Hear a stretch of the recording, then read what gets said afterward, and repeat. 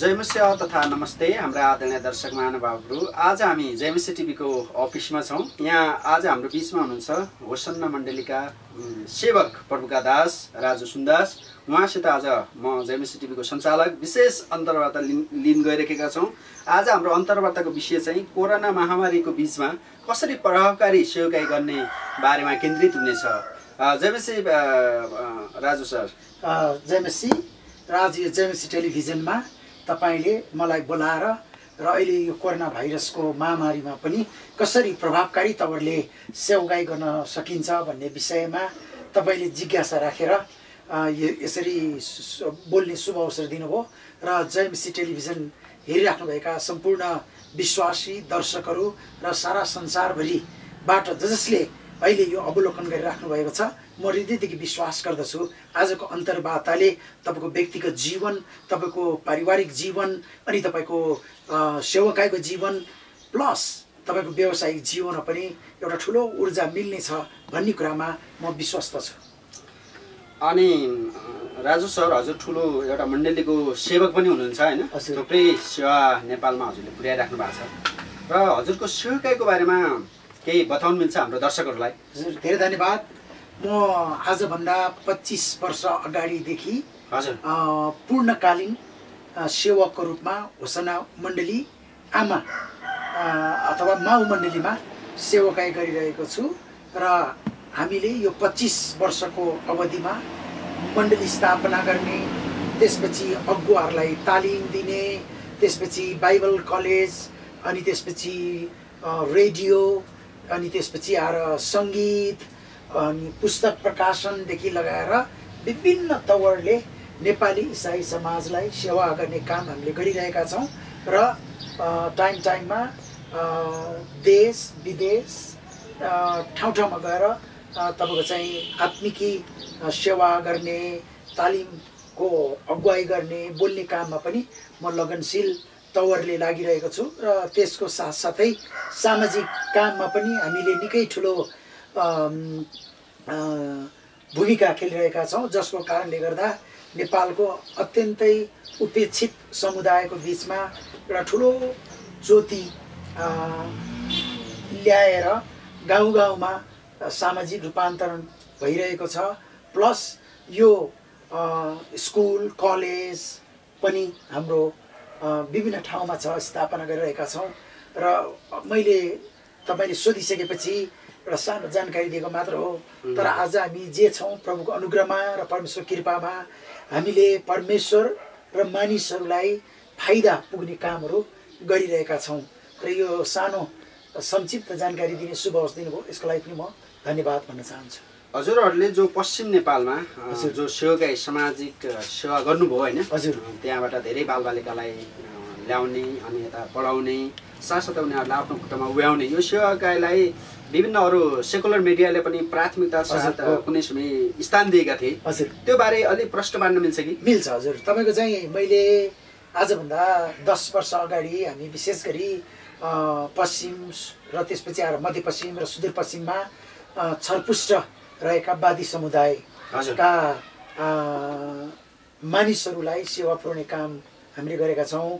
मेरो चाहिँ यो हृदयभित्र एकातिर प्रभु यीशु हुनुहुन्छ, अर्कोतिर चाहिँ वादी समुदायका मानिसहरू छन् र मैले सुरुका दिनहरूमा यो संस्था स्थापना गर्ने, यसलाई आर्थिक कुराहरू खोजेर सङ्कलन गर्ने र आज यो 10 देखि 14 वर्षको समयमा आइपुग्दाखेरि तपाईँको वादी समुदायको नानीहरू अहिले कोही मतलब इतिहासमै तपाईँको चाहिँ नर्सहरू पढ्दैछन्, फार्मास्युटिकल डक्टर पढ्दैछन्, जर्नलिस्टहरू भएका छन्, डेन्टल डक्टरको लागि प्रक्रियामा छन्।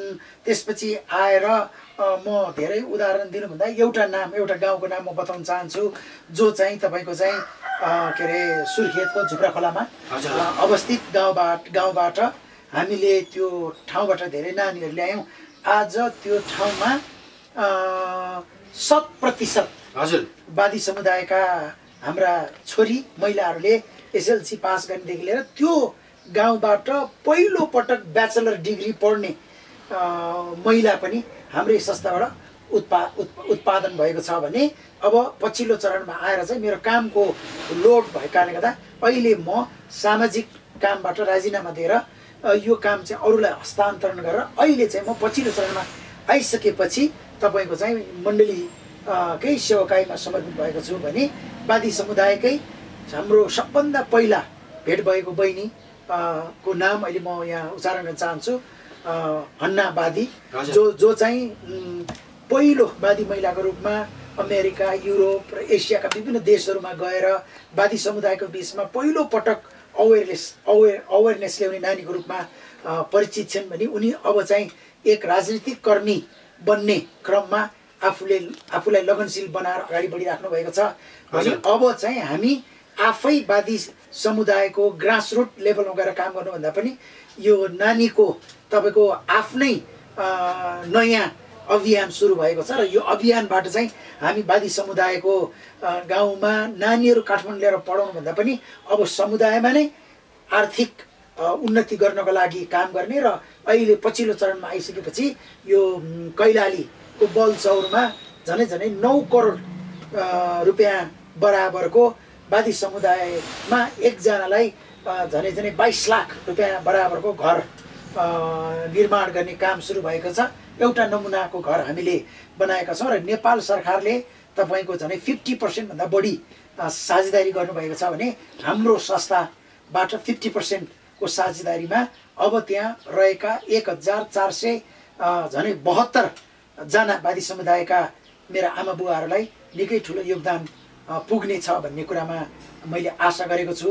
म यसमा प्रत्यक्ष रूपमा सरिक नभए पनि मैले संस्था चाहिँ अरूलाई हस्तान्तरण गरिसकेपछि पनि तर पनि यो सुरुकै दिनमा म लगनशील भएर यो संस्थालाई यहाँ ल्याउनलाई योगदान दिएको कारणले गर्दा टाइममा परामर्श दिने सल्लाह दिने कामहरू मैले गरिरहेको छु भने अब केही समयपछि नै झुप्राखोलामा तपाईँको यो मसरुमको पाइलट प्रोग्राम अनि त्यसपछि आएर कुखुरा पालनको पाइलट प्रोग्राम अरू विभिन्न तालिमको पाइलट प्रोग्राम चाहिँ हामी अब वादी समुदायकै नानीहरू नै सक्षम हुनुपर्छ भन्ने कारणले गर्दा उहाँहरूकै नेतृत्वमा अगाडि बढाउने हामी काम गरिरहेको छौँ र यसको विषयमा मैले जानकारी दिन पाउँदा म एकदमै खुसी छु र यो चाहिँ मेरो एउटा समाजलाई रूपान्तरण गर्ने प्रयास हो र हामी प्रभुको वचनले भन्छ एउटा हातले दिएको कुरो अर्को हातलाई थाहा नहोस्। हामीले गरेको सामाजिक सेवा चाहिँ राजनीतिक फाइदा उठाउनका लागि अथवा हामी आफै तपाईँको चाहिँ माथिल्लो चरणमा गएर CNN अवार्ड पाउनको लागि गरेको यो सेवाकाई होइन। यो चाहिँ सिर्फ मानिसहरूलाई यो योगदान दिएर मानिसहरूलाई सशक्तिकरण गर्ने काम भएको छ। अनि मैले अघि नै भने यसको प्रत्यक्ष असर चाहिँ वादी समुदायले नै परेको कारणले गर्दा अब आगामी दिनहरूमा चाहिँ वादी समुदायकै छोरीहरू छोराहरू आफै बोल्नुहुनेछ र म यो 10 वर्षको समय झनै 100 भन्दा बढी वादी समुदायका नानीहरूलाई चाहिँ हामीले अमेरिका, युरोप अनि त्यसपछि आएर एसियाका विभिन्न देशहरू, अस्ट्रेलिया, जापान अनि त्यसपछि सिङ्गापुरमा लगेर भ्रमण गर्ने काम गरेका छौँ। यो चाहिँ इतिहासमा कहिले पनि भएको छैन। भनेपछि हजुरहरूले जुन समुदायबाट ती बालबालिका लिएर आउनुभएको थियो तिनीहरू नै अहिले आफै केही गर्न सक्ने भइसक्यो आफ्नो समुदायको लागि। हजुर, अनि आज म वास्तवमा त्यही नानीलाई पनि मैले लिएर आएको छु। यसपछि उहाँको पनि हामी अन्तर्वार्ता तपाईँले लिनुहुनेछ, त्यसबाट पनि आम दर्शकहरूलाई अझ बढी जानकारी हुन्छ भन्ने। अनि अहिले अब हजुरको धेरै आत्मिक सेवा साथसाथै सामाजिक सेवा अनि विभिन्न ठाउँमा हजुरहरूको हात छ, हात हालिराख्नु भएको छ प्रार्थना सहित। अनि अहिले कोरोना महामारीले संसार नै आक्रान्त छ। यो बेला चाहिँ हजुरहरूको सेवाकाई होसन्ना मिनिस्ट्रीको सेवाकाई कसरी अगाडि बढिरहेका छ? यो चाहिँ एकदमै मार्मिक प्रश्न सोध्नुभयो र एकदमै संवेदनशील र सान्दर्भिक प्रश्न पनि हो। म तपाईँलाई के याद दिलाउन चाहन्छु भन्दा तपाईँले यो कोरोना भाइरसको विषयमा प्रश्न सोधिहाल्नुभयो। नेपालमा तपाईँको हामीले कोरोना भाइरस सम्बन्धित पहिलो पटक कोरोना भाइरस एन्ड क्राइस्ट अथवा कोरोना र परमेश्वर कृपा भन्ने पुस्तक संसारको एकदमै प्रख्यात लेखक जोन पाइपरले लेख्नु भएको पुस्तकलाई हामीले नेपालीमा तपाईँको रूपान्तरण गरी अहिले प्रकाशन गरेका छौँ। र दर्शकहरू यदि तपाईँ यो पुस्तक पाउन चाहनुहुन्छ भने यो चाहिँ हाम्रो हार्ड कपीमा छैन, डिजिटल फर्मेटमा छ। तपाईँले राजु सुन्दास भन्ने फेसबुकमा गएर वा SCM मिडियाको फेसबुकमा गएर अर्डर गर्नुभयो भने हामी तपाईँलाई डिजिटल कपी प्रदान गर्न सक्छौँ। र तपाईँले भनिहाल्नुभयो कोरोना भाइरस को महामारीले अहिले विश्व नै आक्रान्त भएको छ भन्ने कुरो यो वास्तविकता हो। र त्यसपछि आएर यसलाई हामी नकार्न सक्दैनौँ। र म तपाईँलाई के याद दिलाउन चाहन्छु भने कोरोना भाइरसको यो महामारी चाहिँ इतिहासमा पहिलोपटक होइन। मैले हरेक अन्तर्वार्तामा भन्ने गरेको छु, आजभन्दा ठ्याक्कै 100 वर्ष अगाडि तपाईँको युरोपमा स्पेनिस फ्लूले 5 करोडभन्दा बढी मानिसहरूको मृत्यु भएको थियो। उक्त फ्लूले अमेरिकामा मात्र 5 लाखभन्दा बढी मानिसहरूको के अरे मृत्यु भएको थियो। अनि त्यो समयमा मृत लासलाई उठाउने मानिसहरू नभएको कारणले गर्दा तपाईँको डोजरलाई प्रयोग गरेर मृत लासहरूलाई च्यानघारीमा लगाएर गाड्ने काम गरिन्थ्यो। र त्यो समयमा मास्क लाउन नचाहनेहरूलाई गोली हानेर हत्या गर्ने काम पनि भएको थियो। त्यस कारणले गर्दा म प्रभु यीशुलाई विश्वास गर्ने मानिस भएको कारणले गर्दाखेरि मानव इतिहासमा यस्ता भाइरसहरू पहिलोपटक होइन। र त्यसपछि यो भाइरसले आक्रान्त पारेको कुरा पनि वास्तविक हो। तर हामी प्रभु यीशु ख्रीष्टमा विश्वास गर्ने मानिसले के बुझ्नुपर्छ भन्दाखेरि आजभन्दा ठिक 100 वर्ष अगाडि यस्तै महामारी पर्दा मानिसहरूले त्यो समयमा यीशुमा आशा राखेर अगाडि बढेको कारणले गर्दा मानव इतिहास यहाँ आइपुगेको छ भने यो कोरोना भाइरसको त्रास हुँदा हुँदै पनि महामारीले आक्रान्त पार्दा पार्दै पनि परमेश्वरको वचनमा आशा गर्ने मानिसहरू चाहिँ तपाईँको नेपाल सरकारले राखिदिएको मापदण्ड र विश्व स्वास्थ्य सङ्गठनले यो कोरोना भाइरस लाग्दाखेरि के गर्नुपर्छ र नलाग्ने उपायहरू के हुन् भन्ने सावधानीका उपायहरू दिएको कारणले गर्दा त्यो उपायलाई हामीले प्रयोग गरेर हामी चाहिँ अगाडि बढ्नुपर्ने हुन्छ। किनकि यदि हामी यो कोरोना भाइरसले हामीलाई आक्रान्त पारेको छ भनेर हामी विचलित भएर बसिरह्यौँ भने यसले हामीलाई मेन्टल हेल्थलाई एकदमै ठुलो असर गर्छ। र तपाईँलाई थाहा छ नेपालमा लकडाउन भएदेखि मैले अहिलेको लेटेस्ट डाटा चाहिँ मलाई थाहा छैन, तर केही समयको डाटा मैले तपाईँको चाहिँ हेर्दाखेरि झन्डै 1300 भन्दा बढी मानिसहरूले आत्महत्या गर्नुभएको छ। किनकि उहाँहरूलाई यो आशा भएन। र म सबैलाई भन्ने गर्छु, मानिस पानी बिना 1 हप्ता बाँच्न सक्छ है। त्यसपछि आएर श्वास प्रश्वास बिना तपाईँको केही समय ऊ बाँच्न सक्छ, तर आशा बिना चाहिँ एक पल पनि बाँच्न सक्दैन। र विशेष गरी यो जयमेसी टिभी हेर्नुभएका सम्पूर्ण दर्शकहरूलाई म के अनुरोध गर्न चाहन्छु भन्दाखेरि कोरोना भाइरसको महामारी वास्तविकता हो, तर यो वास्तविकताको बीचमा पनि प्रभु यीशु ख्रीष्टले हामीलाई दिनुभएको आशालाई हामी पक्रेर अगाडि बढिरह्यौँ भने जसरी विगतका दिनहरूमा कोरोना भाइरस जस्तै इबोला, त्यसपछि आएर SARS, swine flu, bird flu लगायतका विभिन्न महामारीको हामीले महसुस गरेकै हो। अनि त्यो समयमा विशेष गरी यो सार्सको महामारीको बेलामा म चाहिँ फिलिपिन्समा अध्ययन गर्दै थिएँ। त्यति बेला मलाई क्यान्सर रोग लागेको थियो।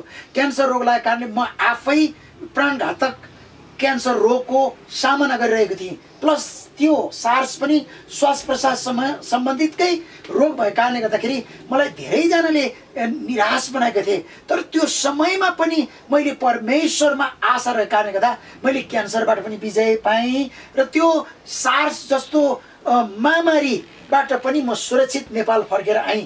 तर म के बताउन चाहन्छु भन्दा सङ्कट आउँछ, बाइबलले योभन्दा पनि ठुलो सङ्कट आउँछ भनेर जानकारी दिएको छ। त्यस कारणले गर्दा सङ्कटको बिचमा पनि परमेश्वरले जहिले पनि समाधानका उपायहरू दिनुहुनेछ। त्यस कारणले गर्दा म सबजनाले अहिले भन्छन् चर्च बन्द भएको छ।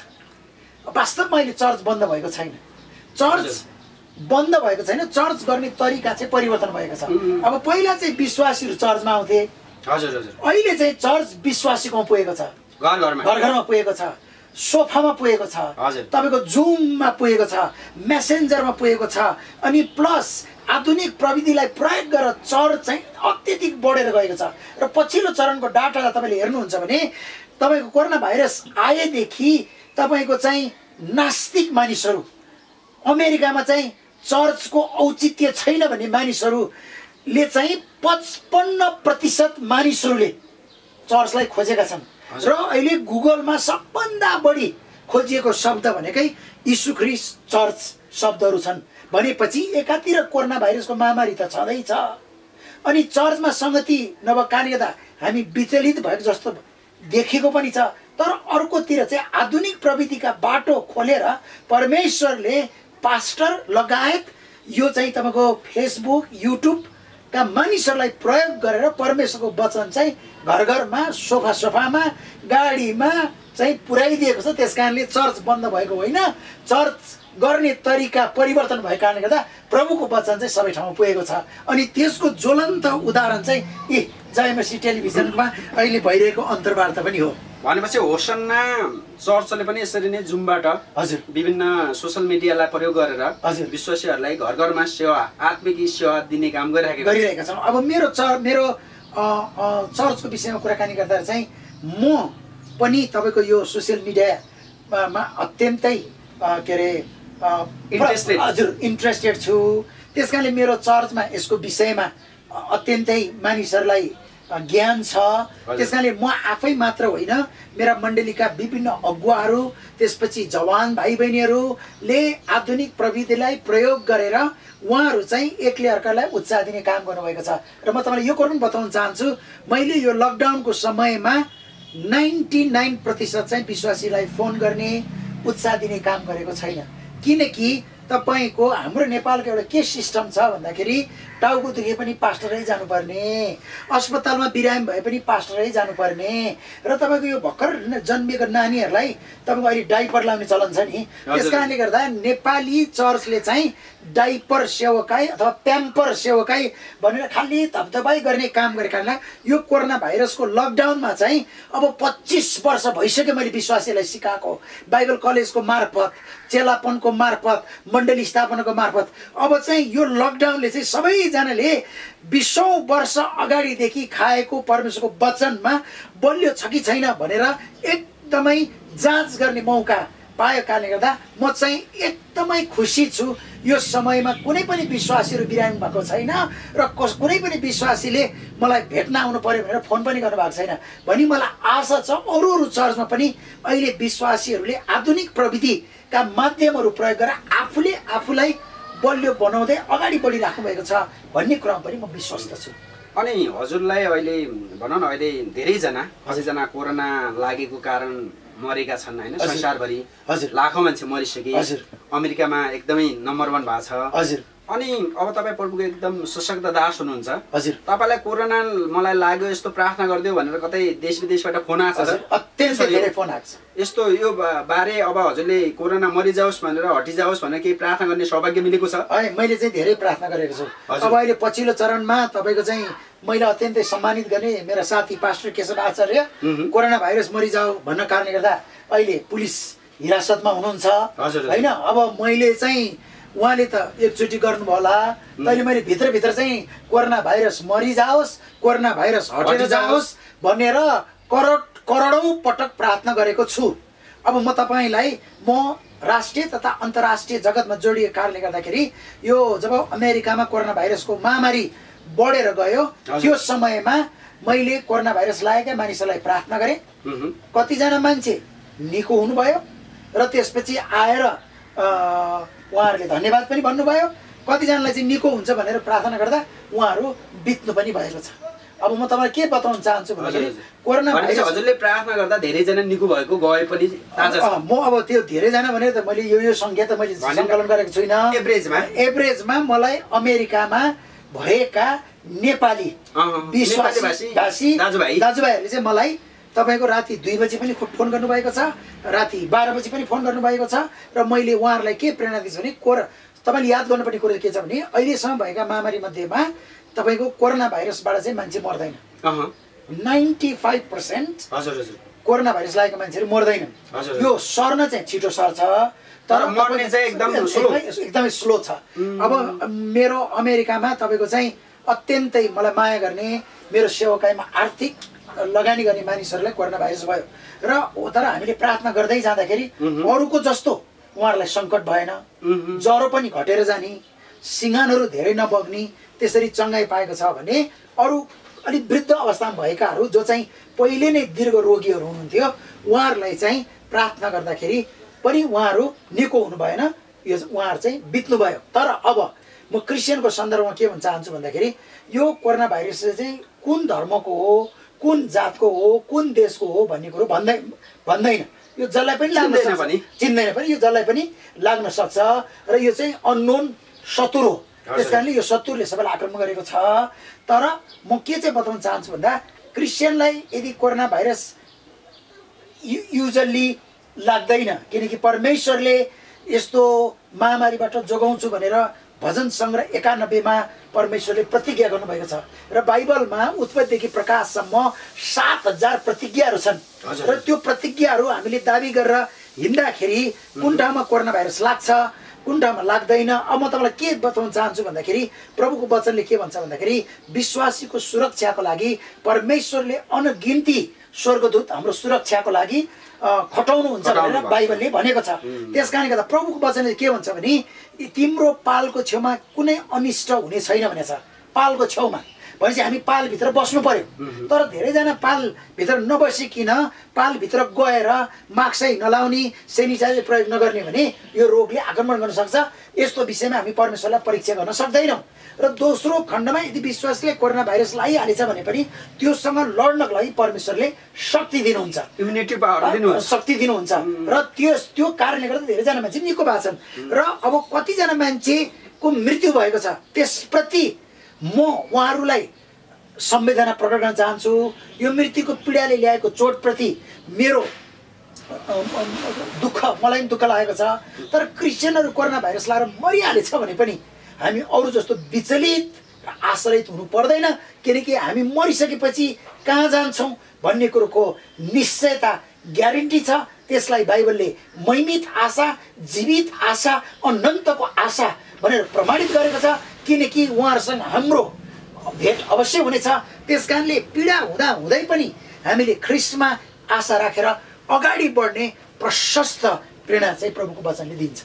अनि राजु सर, हजुर, अहिले हाम्रो एकजना पास्टर भा हजुर केशवाचार्य जो हाम्रो पोखरामा बसेर सेवाकाई गर्नुहुन्थ्यो होइन, हजुर, उहाँलाई यो कोरोना भाइरस मरिजाओस् हटिजाओस् भन्नेकै कारण अफवाह फैलायो भनेर हजुर थुनेको छ। हजुर, अनि उहाँको बारेमा अब हजुर अलिकति हजुर जानकार पनि भएको कारण के हुँदैछ, उहाँको केस के भयो, हाम्रो जयमेसी टिभीका दर्शकलाई अपडेट गरिदिनु। हजुर, यो तपाईँले अहिले यो पछिल्लो चरणको निकै नै तातो मुद्दालाई तपाईँले यहाँ ल्याउनु भएको छ।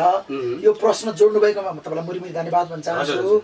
र पास्टर केशव गुरुबालाई जब प्रहरीले हिरासतमा आफ्नो कब्जामा लिनुभयो त्यो समयको 1 घण्टा पछिदेखि र अहिलेसम्म यो केसमा म जोडिएको छु। सारा संसारभरिका क्रिस्चियन दाजुभाइले रिहाईको लागि प्रार्थना गर्नुभएको छ। यसको लागि पनि म मुरी धन्यवाद भन्न चाहन्छु। र कति दाजुभाइहरूले स्वदेशमा विदेशबाट केशव गुरुबाको प्रेरणाको लागि, उहाँको परिवारलाई प्रोत्साहनको लागि अरू विभिन्न तवरले सहयोग पनि गर्नुभएको छ। अब यो तपाईँको फोनबाट वार्ता गरेर सहयोग गर्नुभएको छ, अरू विभिन्न तवरले सहयोग गर्नुभएको छ।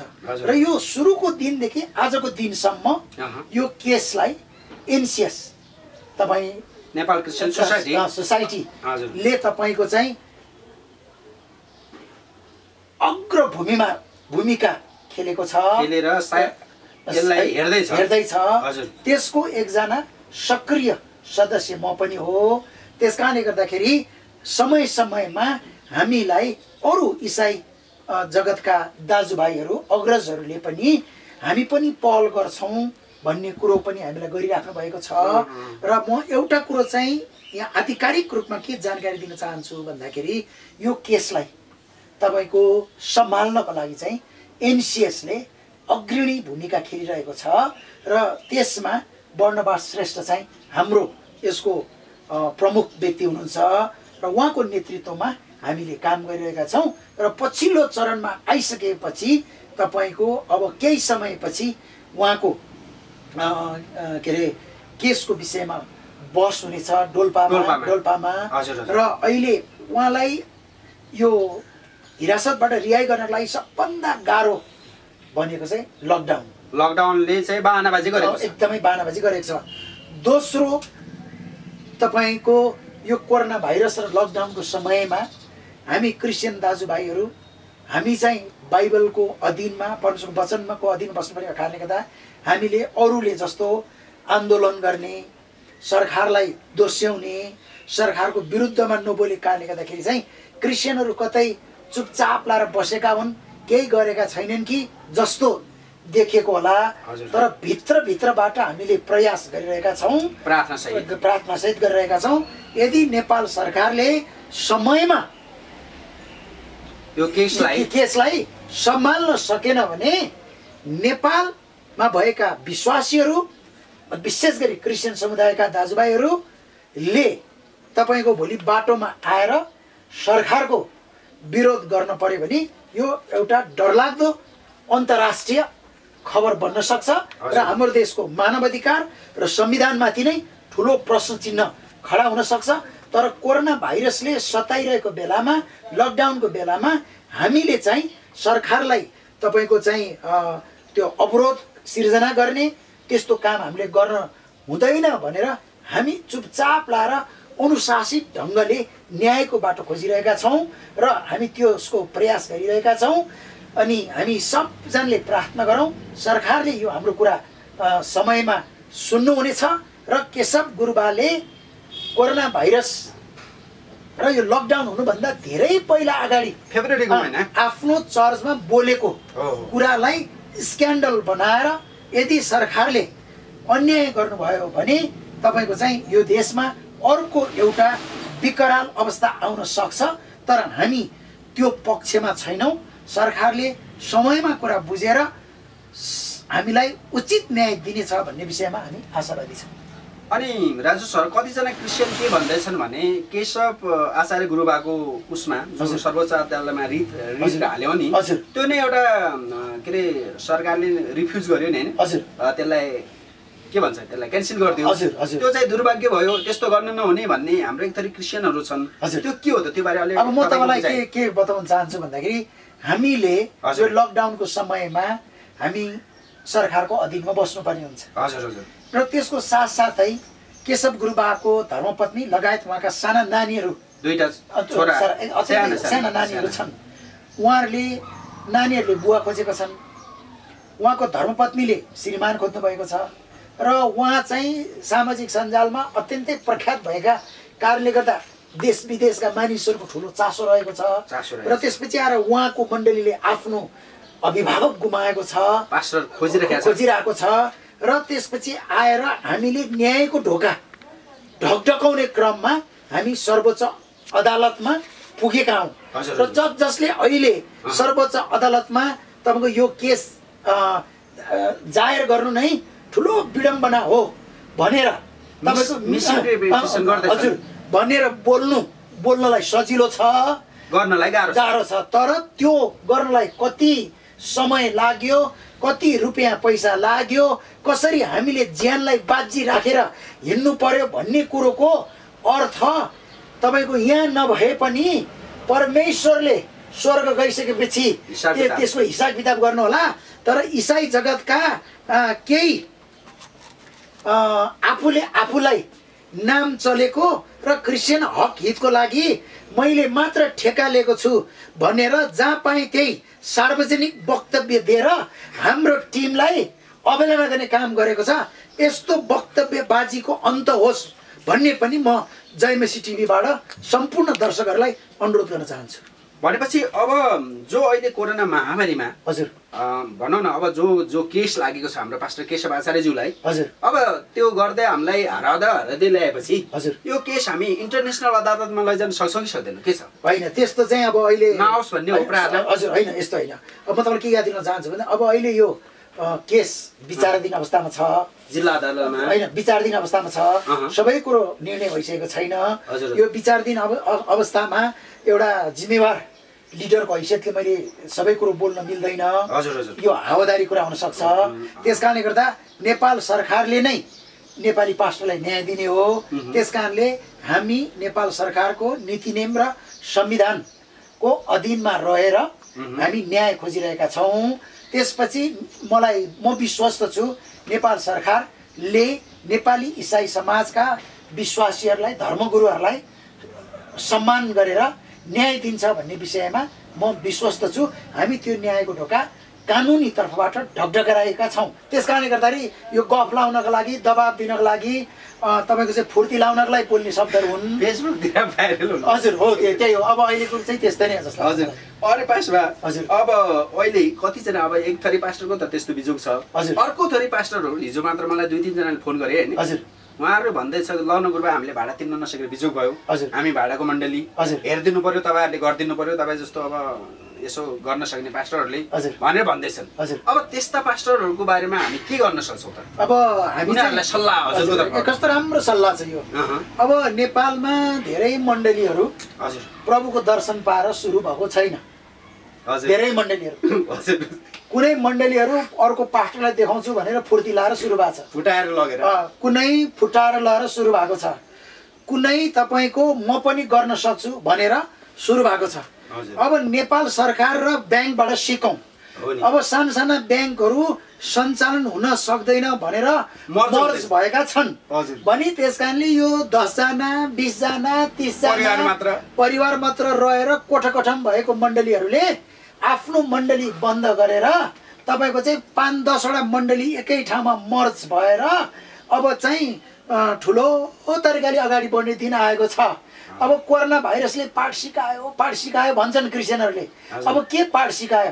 कुनै पास्टरले आफ्नो लाको सुन अथवा चिया र घडी जग्गा बेचेर चर्च भाडा तिरेको मैले सुनेको छैन। त्यसपछि 3 तला घर भएको क्रिस्चियनले आफू 1 तलामा बसेर दोस्रो र तेस्रो तलामा भाडा तिर्न पर्दैन भनेर अरू विश्वासीलाई सित्तैमा ल्याएको मैले देखेको छैन। के चाहिँ पाठ सिकायो त? त्यस कारणले बाइबलले के भन्छ भने उत्साह, प्रोत्साहन, विरोध सोसियल मिडियामा सजिलै तरिकाले सबैले गर्न सक्छ।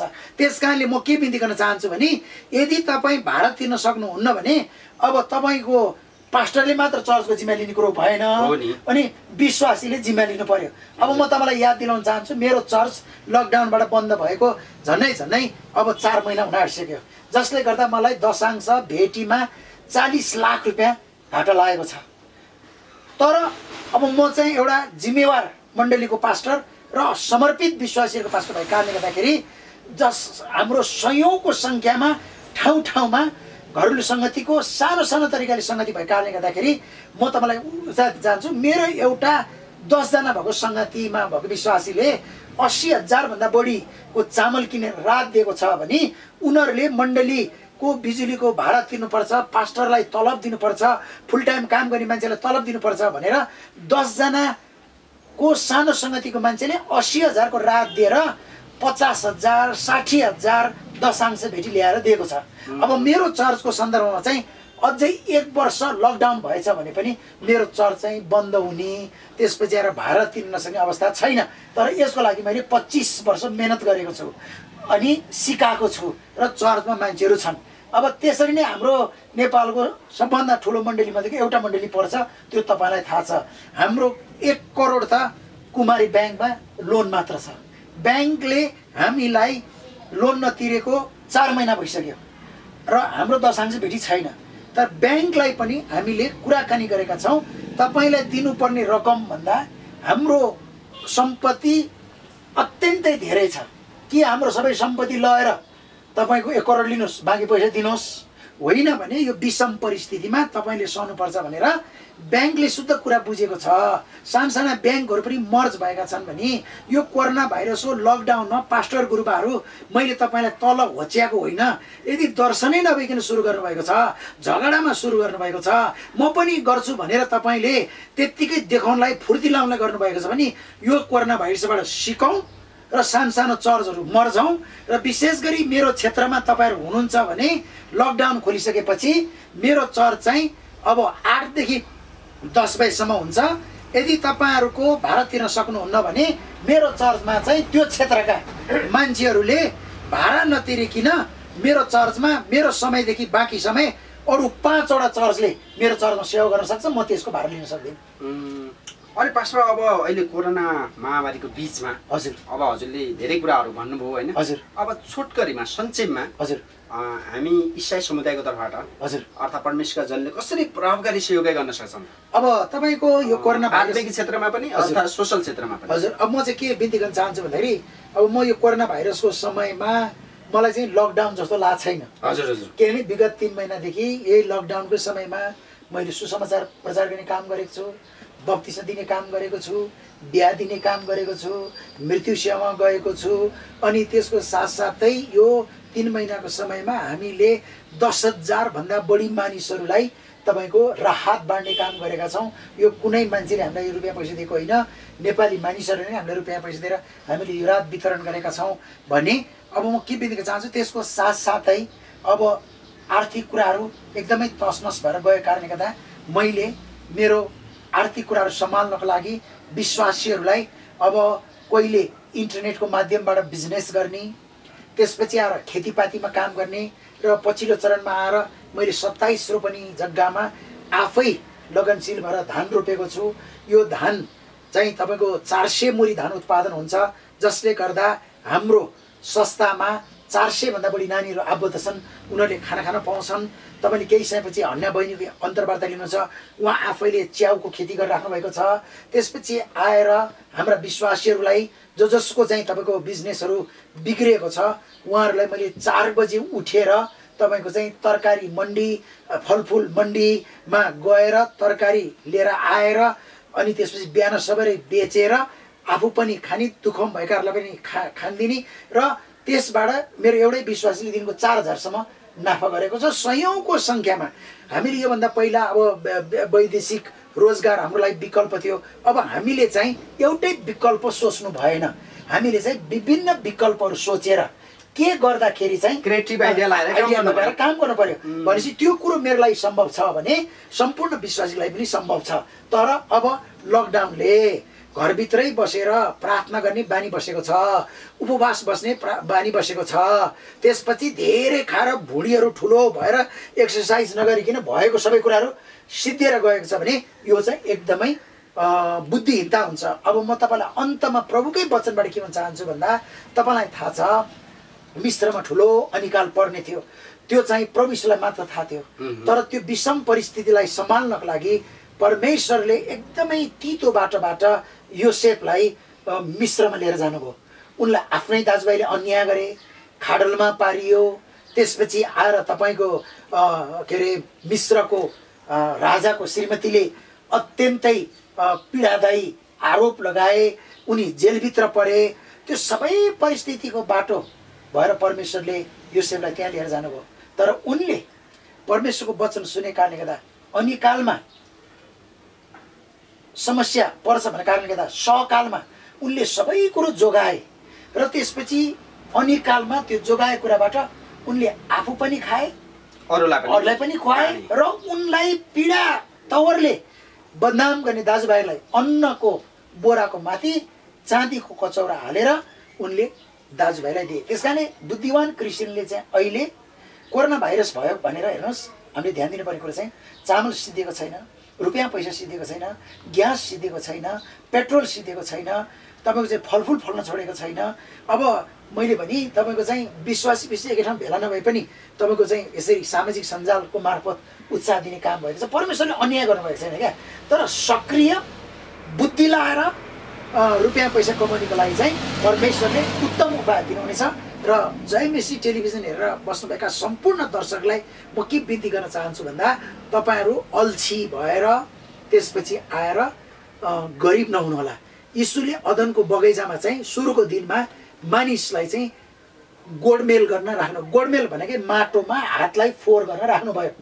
त्यस कारणले गर्दाखेरि यो कोरोना भाइरसले हामीलाई हात धुन सिकाएको छ, स्वस्थ रहन सिकाएको छ भनी अब यो समयलाई के भन्छ त भन्दाखेरि अहिलेको समयले चाहिँ न्यू नर्मल भन्छ क्या। न्यू भनेको नयाँ, नर्मल भनेको सामान्य। त्यस कारणले गर्दा हामी चाहिँ नयाँ तवरले सामान्य जीवनशैली अपनाएर तपाईँको चाहिँ पन्जा लगाएर, सेनिटाइजर लगाएर, मास्क लगाएर खेतुनले खेतमा काम गर्नु पर्यो, त्यसपछि आफूलाई परमेश्वरले के स्किल दिनुभएको छ त्यो स्किललाई प्रयोग गर्नु पर्यो। म तपाईँलाई एउटा उदाहरणीय उत्साहपूर्ण कुरा बताउन चाहन्छु। नेपालका अत्यन्तै वरिष्ठ सङ्गीतकार सुभाष भुषाल सबजनाले चिन्नुहुन्छ र यो लकडाउनको समयमा उहाँले 45वटा गीतमा सङ्गीत गर्नुभएको छ। एउटा गीतको सङ्गीत गर्दा उहाँले मिनिमम भनेको 20,000 लिनुहुन्छ। भनेपछि कल्पना गर्नु, लकडाउनले बाहिर जान पाउनु भएको छैन भने भित्रै बसेर सङ्गीतको सिर्जना गर्न सक्नुहुन्छ, भित्रै बसेर गिटार बजाउन सक्नुहुन्छ, भित्रै बसेर पुस्तक कोर्न सक्नुहुन्छ। नेपाली इसाई जगतका एकदमै सम्मानित लेखक, मैले अत्यन्तै आदर गर्ने मेरो साथी लाजरस थुलुङले अहिले पुस्तक यो लकडाउनमा लेखिराख्नु भएको छ, डर र अनिश्चितताको समय कसरी बाँच्ने भनेर। त्यसपछि आएर मैले अत्यन्तै सम्मान गर्ने मेरा अर्का साथी सामेल तामाङले तपाईँको चाहिँ अर्को एउटा युट्युब च्यानल सुरु गरेर धेरै मानिसहरूलाई प्रेरणा दिनुभएको छ। त्यस कारणले म के बिन्ती गर्न चाहन्छु भन्दाखेरि एउटा विकल्प बन्द भए पनि प्रभु यीशु ख्रीष्टलाई विश्वास गर्ने मान्छे चाहिँ निर्विकल्प हुनै सक्दैन। परमेश्वरले कुनै न कुनै विकल्प दिएर मानिसहरूलाई निर्माण गर्ने काम गर्नुहुन्छ। राजु सर, तपाईँले भन्नुभयो कि यो लकडाउनकै बेला हामीले 10,000 मान्छेलाई राहत बाँड्यौँ होइन? यो 10,000 मान्छेलाई हजुरले राहत बाँड्नुभयो, कस्तो खाले मान्छेलाई बाँड्नुभयो, के बाँड्नुभयो? हजुर, अब हाम्रो चाहिँ राहत बाँड्ने भन्ने कुरा चाहिँ हामी चाहिँ नेपाली क्रिस्चियन हौँ। हजुर हजुर। त्यस कारणले गर्दाखेरि हाम्रो राहत वितरण गर्ने मापदण्ड भनेको चाहिँ दुःखमा परेका कुनै पनि मानिसहरू, एकदमै गाह्रोमा परेको जोसुकै होस्, चाहे त्यो इसाई होस् चाहे त्यो गैर इसाई होस्। त्यस कारणले हामीले चाहिँ 3 किसिमले राहत वितरण गर्यौँ। पहिलो कुरो तपाईँको चाहिँ खाद्यान्न राहत, दाल चामल, त्यसपछि तेल नुन अरू विभिन्न आइटमहरू हामीले दियौँ। दोस्रो भनेको हामीले तपाईँको चाहिँ औषधिहरू हामीले दियौँ, सेनिटाइजरका सामानहरू दियौँ र विशेष गरी पन्जाहरू दियौँ, ग्लोभ्सहरू दियौँ र त्यसपछि आएर सुरुका दिनहरूमा खाना खुवाउने कामहरू गऱ्यौँ। र हाम्रो दर्शन र लक्ष्य चाहिँ खालि यो पश्चिम, मध्यपश्चिम र सुदूरपश्चिम जिल्ला भएको कारणले गर्दा हामीले दैलेख, त्यसपछि सुर्खेत अनि हजुरको बझाङ, कैलाली जस्ता वादी समुदायमा चाहिँ विभिन्न तवरले हामीले प्रेरणा दिने काम गऱ्यौँ। र अब हामी दोस्रो चरणको राहत वितरण गर्दैछौँ। यो चाहिँ सम्पूर्ण गैर इसाई भएको ठाउँमा। एउटा उदाहरण दिन चाहन्छु, मध्यपश्चिमको तपाईँको चाहिँ धनगढी क्षेत्र पुग्नुभन्दा पहिले नै त्यहाँ चाहिँ एउटा मुडा भन्ने वादी बस्ती छ। त्यो वादी बस्तीमा चाहिँ हाम्रा धेरै दिदीबहिनीहरू बाध्यात्मक यौन शोषणमा परेको कारणले गर्दाखेरि यो लकडाउनको कारणले उहाँहरूले ग्राहक पाउनु भएन र ग्राहक आउने कुरो पनि भएन। त्यस कारणले त्यो समुदायमा चाहिँ अबको आगामी हप्तादेखि हामी फेरि झन्डै 7वटा जिल्लामा 21,000 भन्दा बढी मानिसहरूलाई आर्थिक प्लस खाद्यान्न राहत वितरण गर्नको लागि आर्थिक कुरोहरू हामीले सङ्कलन गरेर तयारी भएका छौँ। हामी जाँदैनौँ, हाम्रो कन्ट्याक्ट पर्सन मार्फत हामी वितरण गर्छौँ।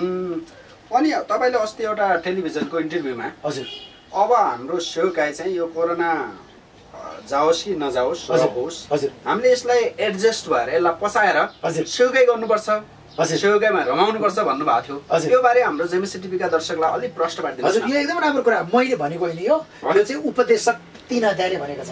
अब बाइबलमा उपदेशक 3 अध्यायले के भन्छ भने जन्मने समय छ, मर्ने समय छ, रोप्ने समय छ, ओखल्ने समय छ भने क्रिस्चियनले प्रार्थना गरे पनि नगरे पनि कोरोना भाइरस जाने समय छ।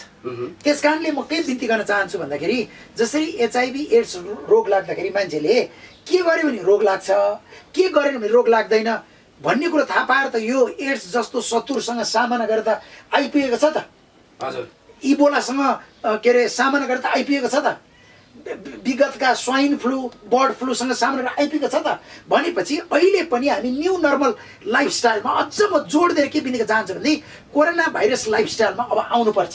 त्यो भने के त भन्दाखेरि हामी पन्जा लाउने, त्यसपछि मास्क लाउने, त्यसपछि आएर तपाईँको सेनिटाइजर प्रयोग गर्ने र त्यो जीवनशैली अपनाएर अब हामी खेतमा काम गर्ने खेतमा काम गर्न पर्यो, अफिसमा काम गर्ने अफिसमा काम गर्न पर्यो, सृजनशील शक्ति भएका मानिसहरूले सिर्जनाको काम गर्नु पर्यो। हामी चुपचाप लाएर बस्न सक्दैनौँ। यदि हामी यही महामारीमा बाइबल अनुसार हिँडेनौँ भने धेरै क्रिस्चियनहरू पनि लाई मेन्टल असर गर्न सक्छ, धेरैजना एबनर्मल हुन सक्छन्। जय मसिह तथा नमस्ते हाम्रा आदरणीय दर्शक महानुभावहरू। आज हामी यो विशेष अन्तर्वार्ताका हाम्रा पाहुना हुनुहुन्छ सेवक राजु सुन्दास, उहाँसितको अन्तर्वार्ताको हामी अन्तिम चरणमा आइपुगेका छौँ र अब उहाँले धेरै कोरोना महामारीको बीचमा कसरी प्रभावकारी सेवाकाई गर्ने बारे प्रश्न पारिदिनु भएको छ। साथसाथै अब राजु सर, हजुर, तपाईले भन्न छुटाएको मैले क्वेसन सोध्न नभ्याएको हजुर केही कुरा रह्यो त। अब के यो कोरोना महामारीको बीचमा